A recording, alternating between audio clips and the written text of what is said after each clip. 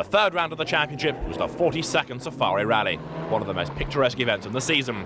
Juha Kankkunen headed a strong Toyota squad, and he led on the opening wet and dry day. Sadly though, he would crash out, his first major accident in 3 years of rallying. Immediately, the Toyota squad became weakened. Backing up Kankkunen had been Ian Duncan and Safari version Didier Auriol. Ian Duncan is recognised as the Toyota's test driver. He was included in the lineup at the last minute, and it turned out to be a very good decision. The Nairobi resident moved into the lead after Kankkunen's demise.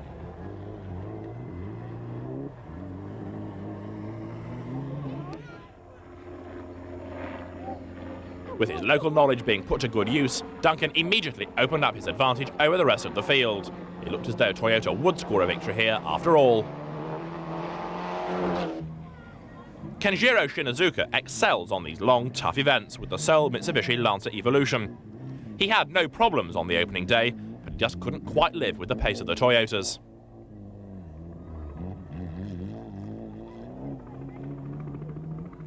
He knew, though, that if the world's best in Kankkunen were fallible, then so too possibly was Ian Duncan.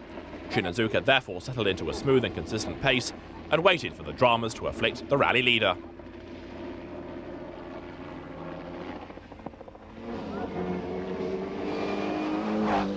Also representing Japanese manufacturers, Richard Burns was here for Subaru, competing on his first Safari Rally. He had a Group N specification in Impreza, and he took an early lead in Group N on the opening day. He then had brake failure. That led to an accident, and he lost some 21 minutes through damage. Didier Auriol was also on his first Safari Rally. He broke the front shock absorbers and the steering on day one. And amazingly, he'd lost over 1 hour after the first competitive section of the event.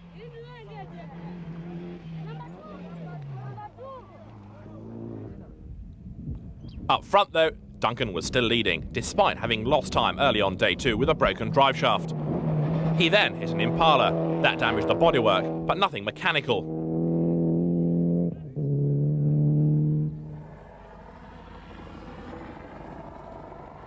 The car continued with its bodywork hanging off, but thankfully, the engine hadn't been hurt at all.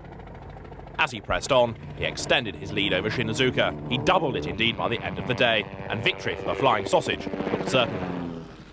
Shinazuka was now up into second place, but unable to catch the flying Toyota. He then lost time himself with a broken front lower suspension arm, but he remained far enough ahead of Didier Auriol for that second place not to be under threat. Local driver Patrick Njuru moved into the lead of Group N after Burns' accident, but suffered from punctures and then lost 16 minutes when he badly bent an engine crossmember on the bumpiest section of the route. Didier Auriol had more troubles on the final day when the front struts needed changing on the Toyota Celica. Nonetheless, he'd scored points and he'd finished, and that was going to be vital come the end of the season. As ever, the locals were out in force and showing great interest in their local rally, which sadly won't be around at the championship in 1995.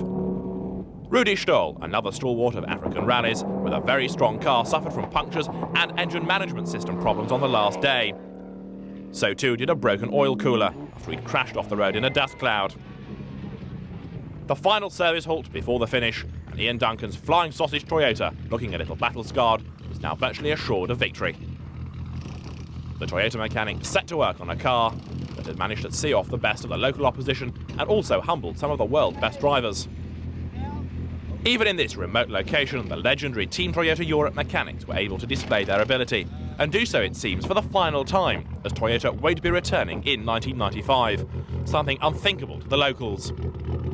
For now, though, Ian Duncan looked assured of victory after a hard morning. On not with section 1 before, we hit an Impala, but it jumped out of our bushes, there's nothing to do, but it didn't damage anything at all, so just a wing, and so that was quite lucky at least. Unlike last year, then, you haven't actually lost a great deal of time. No, nothing at all. We didn't lose any time because of it. And you're still in front of the Mitsubishi by how long, do you know? I'm not so sure. I don't know about this section, but on the other one I think we had another 1 minute on him, but I'm not 100%. Have the road surface and the road conditions been very similar to the recce, or are they in fact drier? Okay, it's really dry at the moment, but then it's a little bit rougher than it was because it has rained in the middle of it. So. Are you going as fast as you can, or is there some more left if necessary? There should be some more left. I mean, the last thing we want to do is damage anything or get a puncture, so we just go as quick and safely as possible. So hopefully we'll see you tomorrow afternoon, the first local driver to win in 12 years. Well, I hope so. One man who certainly was pressing on was Didier Auriol. He wanted that second place away from Shinazuka, although as the rally neared its completion, that looked untenable. This has certainly been a different sort of event for the Frenchman compared to the rest of the World Rally Championship calendar. He could console himself if he needed to with the fact that his experienced teammate Johan Kankkunen had failed to complete even the first day, while here was Auriol on a rally he hardly knows, being able to battle his way through to a fine third place at the finish.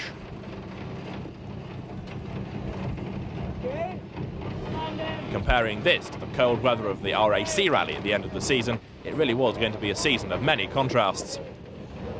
The Michelin tyre technicians checked the tyres, ready for the continuation of the car's progress in the afternoon. They were happy with them, and by and large, Auriol was happy with how things were going as well. No, I don't think. I have tried to drive a little more harder in the last one, and I broke the shock absorber 10 km to the finish, so I lose 3-4 minutes and I have to catch him. So. Over the last 2 days, because of your problems on the first day, you lost quite a bit of time in the dust. Have you had problems with dust today? No, not today, it's okay. And you don't actually think that you'll be able to catch Shinazuka before the finish then? No, because the problem, maybe if I drive really fast I can, but I've broken everything always.